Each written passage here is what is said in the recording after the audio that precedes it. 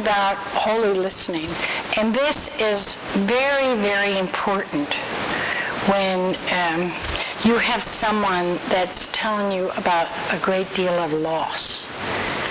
Because what they could be doing is they can be contemplating suicide. So we're going to talk about a little bit about suicide. If you know anybody that has, these are some of the warning signs that they have, because they'll always tell somebody they're going to do it. You know that?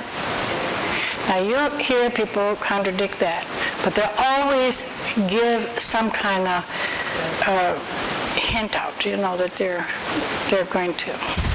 But anyway, usually they withdraw from their family completely. Or distant. When I say withdraw, they'll go to the room, they'll stay in their room, blah, blah.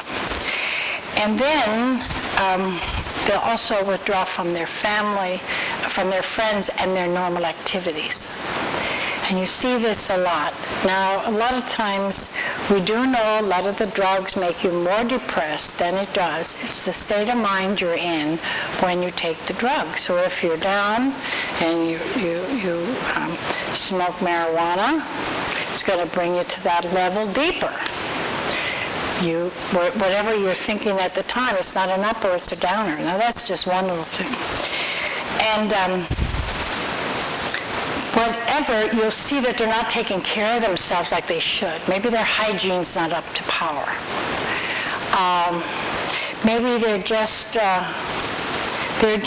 not the same, and there's nothing you can reach out to help them, but it's very hard because they have this self-destructing behavior. And sometimes their eating habits change and their sleeping habits change. Now this all can be gone also with related drug actions. And a lot of times they have a very low self-esteem. This is a big one. They're negative about themselves and mostly of others. And what they do is they tie up loose ends. They'll go to visit their family and they'll be on an up, a high. And sometimes the family doesn't realize what's happening. And they start giving away their possessions, something that they've always had.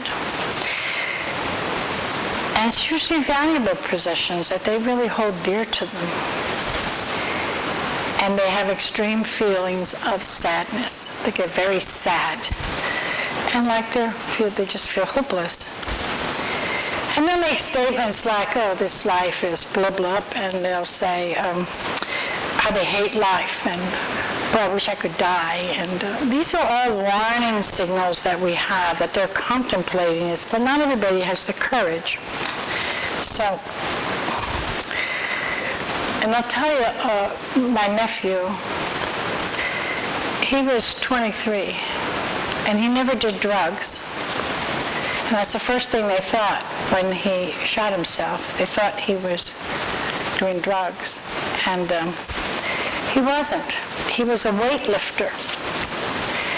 And some things that are very important to people, it can trigger them to do something that I lost all my power, I lost all my life. Well, he pulled a muscle in his shoulder. And as he pulled this muscle in the shoulder, it takes a long time to heal. When you lift all these weights, that's a tear. He didn't want the surgery. He wouldn't take pain pills. So he was in a lot of agony because he was anti-drugs, because his father was in that whole scene, okay?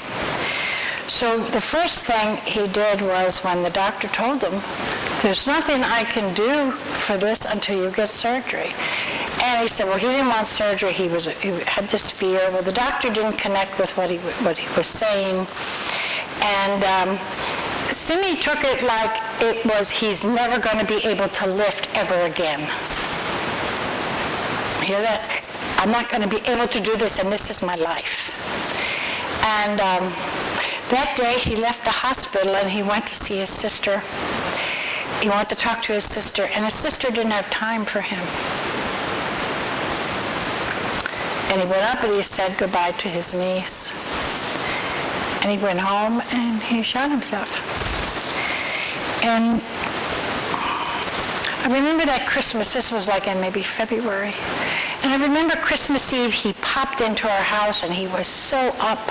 You looked at this young, handsome man and you thought, wow, he's got it together. No one really picked up on it because we didn't see him all that much, because they live about an hour from here. But he made a point of visiting us because he was contemplating and we never knew it. So when this happened, his father, I'm sure, blamed himself. His mother probably blamed herself because they didn't see it, and he lived there, and I guess he was married at the time, and his wife didn't see it. But he was having marital problems, which we found out later. People do silly things over love affairs and all this. They do crazy things sometimes. They think this is it, having a life, blah, blah, that there's not another one coming. But anyway, so my nephew was the same way, and he said to me one day, he said, and Billy said, I want to tell you something. He said, what's very dear to me? He said, if something ever happens to me, I want you to go get my medicine stick. Okay? Because he makes beautiful Native American things. Then I said, well, I'll give you another one. Why don't you bring it to me if you're going to commit suicide? Right to him. He goes, oh, I shocked him because I picked up exactly what he was going to do. I should go get it because his wife wouldn't want it, and it was sacred to him. So you see, we can do that if we know it. Or you say, are you planning to do something silly or stupid? It's not stupid to them at the time. And when are you going to do this? Where would you plan to do this? Now you got to know the right time to do it. The right time to do this. And that was an opportunity that I had that I could face it head on with it. But sometimes you don't get that opportunity. I know he didn't get that opportunity with his son. And it took a long time for him to get over that feeling of there was no way for him to live anymore because he was a part of his son's. He thought he was. And then later, I think when he found out that his wife was having an affair on him or something, they were young kids. Then I think things changed that he could accept what he did. But before that, because first he said, well, that's a coward way out. They don't want to face life. And I'm going, well, I guess to a point it could be coward, but it's more powerful to them than we realize. We don't realize the state that people that can get that depressed, that can do those things. And that's how it is with these young kids, You hear a lot of it. I don't know what the ratio of suicides are on teenagers now, but it's large. The one girl,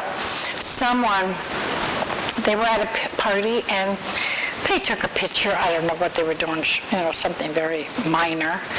And these boys put it on TV. And she commits suicide over that. They put it on the internet, I'm sorry. She commits suicide over that because it was degrading to her, and she felt there was no life for her again. And she left a note. Now, Simi didn't leave a note. He didn't leave a note.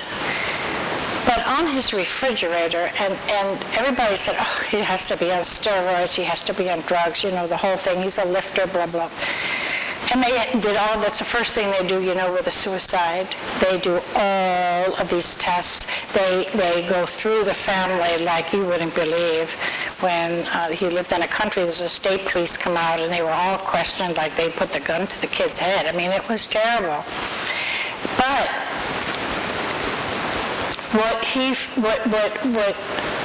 the sad part about it is they're in pain, and the parents have to go through the pain again, with all these questioning and all. But the thing is, they had no inkling, because then they thought, well, maybe they ignored when he tried to talk to them. And then parents said, well, he did try to come and talk to me, but I let it go. But what he did on his refrigerator, what his mother had said, well, I think he's on drugs, I think he's on steroids or something. I'm going, no, I don't think so. Look at his refrigerator. On his refrigerator, it had how many calories he had to eat today. I vacuumed how many calories he took that he had to absorb that day because he needed this for muscle building and all that. All these vitamins, buckets of vitamins. So you see, he was very serious in what he was doing, but he was escaping from the problem he had right from the time probably he was little. And unfortunately, he was raised as a Jehovah when he was little. And he never celebrated a birthday. He never celebrated Christmas. And all of this was building up. He used to love Christmas at our house. And he didn't know how to handle all of this, you know. But everybody has their own, but some people are more sensitive than others to situations, and that's what we have to grasp. So when we think of that, it's a sad thing. It's just sad because I think everybody goes through, it's not just a suicide sometimes of a child or someone you know. Sometimes it affects the whole family, so it's an issue that completes the whole community gets sad. So when we do that, there's nothing much we can do but confront them with it. All they can say is none of your business, you know. But I know I would do that again. If, someone I knew, I would do that. But sometimes you don't have that chance. So we're going to talk a little bit about death and dying today and choices we make.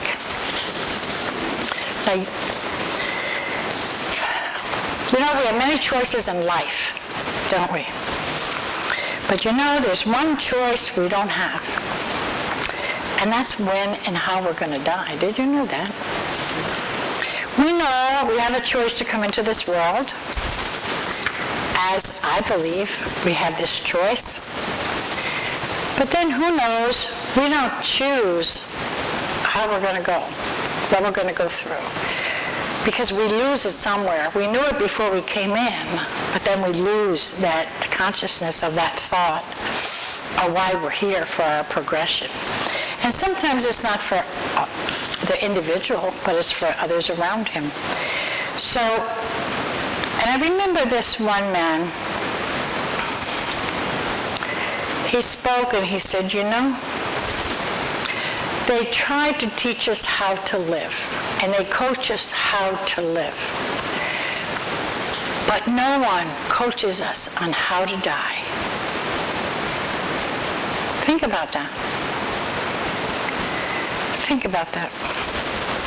So why is it important for us to have our end-of-life issues known to people?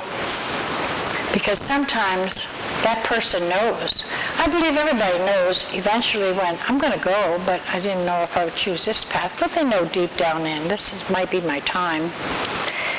And sometimes they deny it right up to the end. And other times they want to talk about it.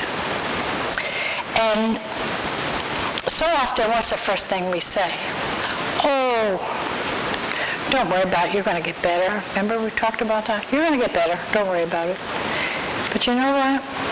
People want to talk, and they should talk about it. You should have all your ducks in a row, as they say. Get your life together and know what you want. Have it on paper that people know.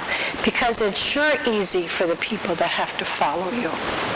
It's very easy. Because you know that dying, as a spiritualist, metaphysician and spiritual person, we know that dying is part of a spiritual and soul transformation, don't we? We know that we're just going from one veil right to the next. And it seems so easy, doesn't it? Why do we make it so hard sometimes? Is it true that we truly believe in life after death? Do we truly believe that? Or do we just imagine there's another beyond there? But we got to remember, while we're here on our journey and our pathway in this life, we have to try to perfect that soul, that we can advance in another level in the spiritual world. like I told you before, the power of our spirit is what we believe now. If we believe that we're going to go to hell, when we die, we're going to go to that place. I truly believe that. And there's too many people that I have talked to that have gone. Not everybody sees the light. Not everybody sees the tunnel. Some of those people go into those avenues of not being so good because that's what they were believed. That's what they were programmed. They were programmed that. And I have this friend that had an overdose, and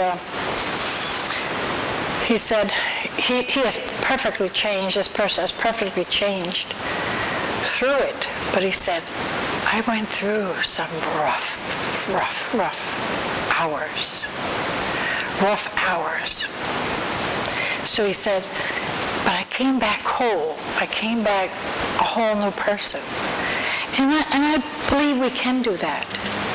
I believe we can do that. Like I said, not everybody sees the bells and whistles. You know? Some people don't even remember. I don't remember a thing. Not a thing. You couldn't tell me. I didn't float up through doors. I didn't do nothing. I don't remember. Some people have wonderful experiences. So that made me come back and say, what's wrong with me? See, you know what I'm saying? But you know what?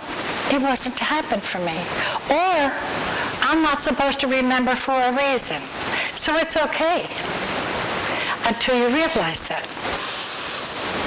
Yes, some people just have an out-of-body experience when, you know, it's an out-of-body experience when you're still connected to your body, but it feels like all of that.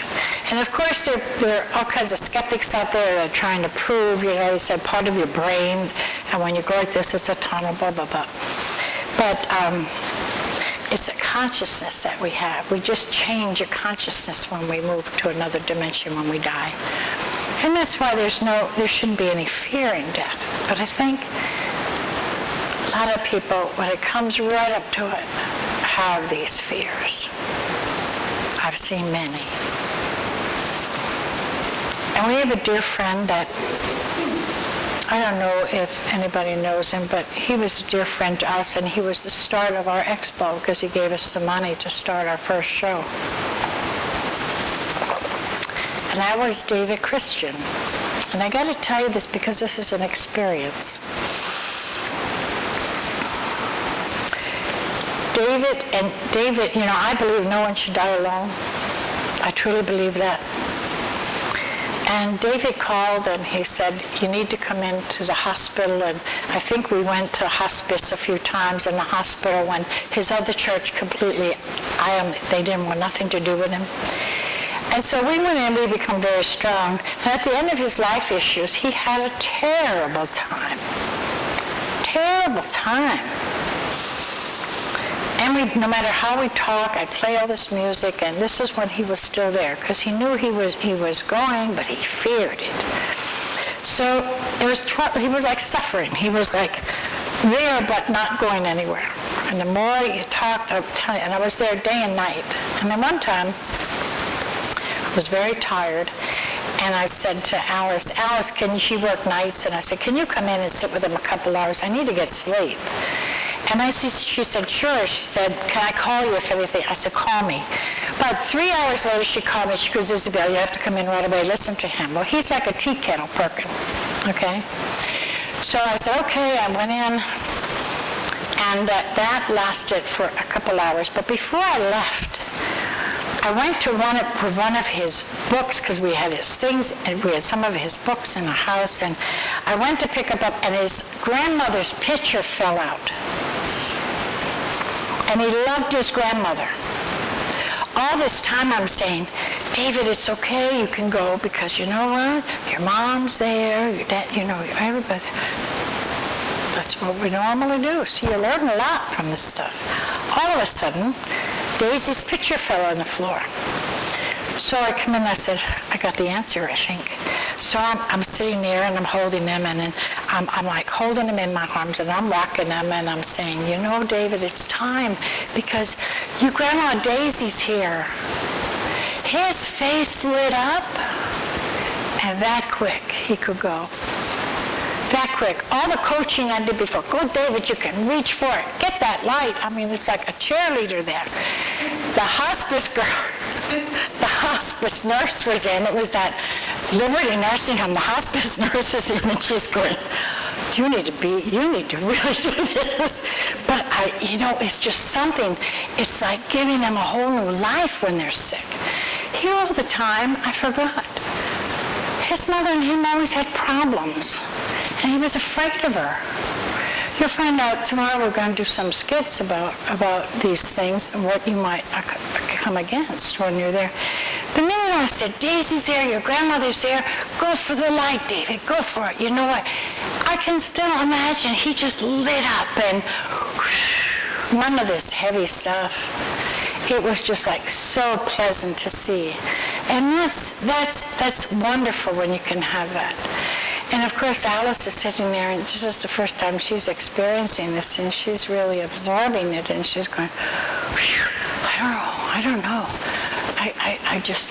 I'm amazed how fast that went. I said, I just remembered Daisy, her picture fell on the floor. But the difference, how we worked for like 3 days or something, wasn't it hard? It was a hard time. But he feared, and I think he feared his mother. He didn't want to go back in those same clutches because she was very, very, very domineering. Very domineering.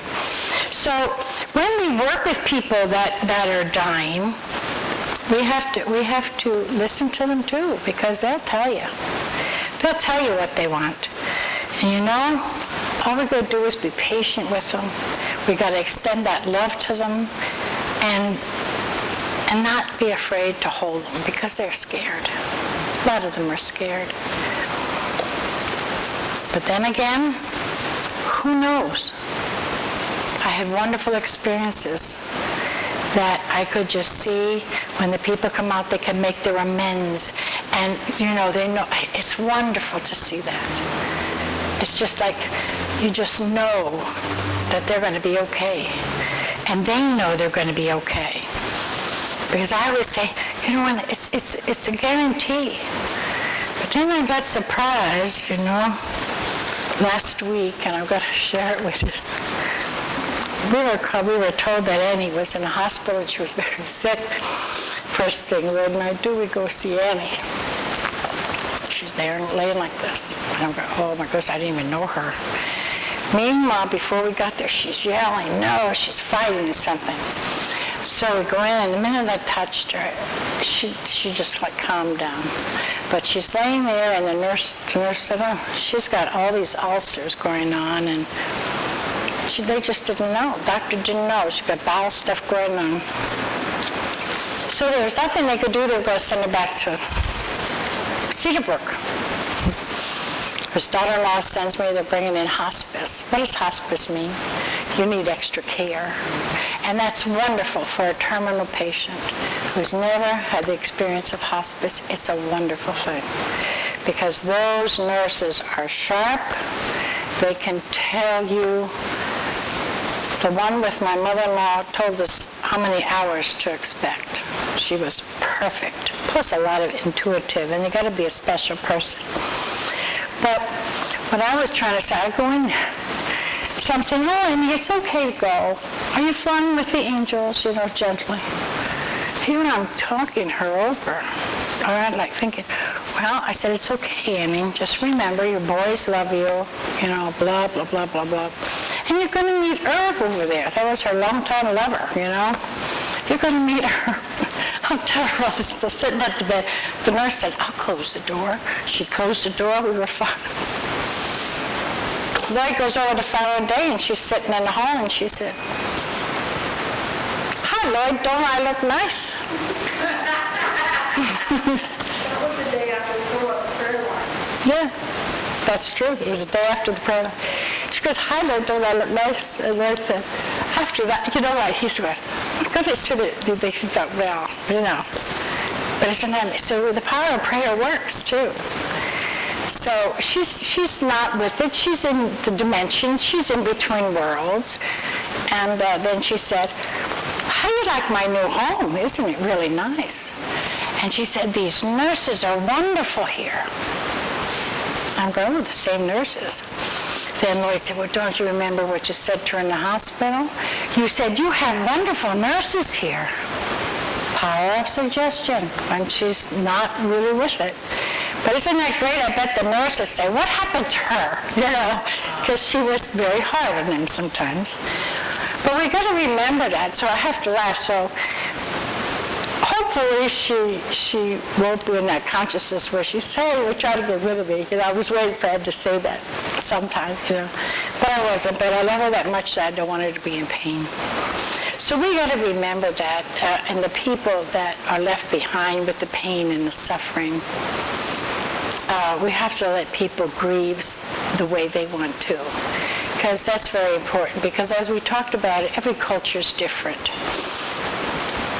and everybody is different. Because we don't not everybody takes death like we do. Okay, like I do, I should say. I don't know how you all take death, but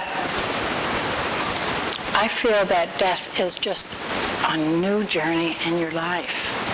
And I think when we think that, and we know that, we can be more giving, more compassionate, because I want that for people that are in pain or suffering. There's no quality of life. Then I think it's time for us to help those people who don't have the courage to reach out. That's my choice. And I'd be there for anybody, at any time. That's me. And I hope all of you become a minister that are called and you go, because it's going to be very rewarding for you. Now, sometimes there's many losses in life that we have, and the material loss that you hear, so many people everybody's suffering from material loss today because of the situation. And they grieve. They have a grieving process because of lack, not having. And that's all right. They have to grieve through that process, because a lot of times we have to replace that loss with something else for them. And sometimes if that's just good cheer, because you'll find that so often, because they'll replace something. During the process, they can replace that grief with something else. What is that something else? They might realize, all this material stuff didn't mean a hoot to me. All of a sudden, they might have that realization. So we got to remember that when people talk, about that. Also, sometimes an ending of a relationship is worse than sometimes a personal death.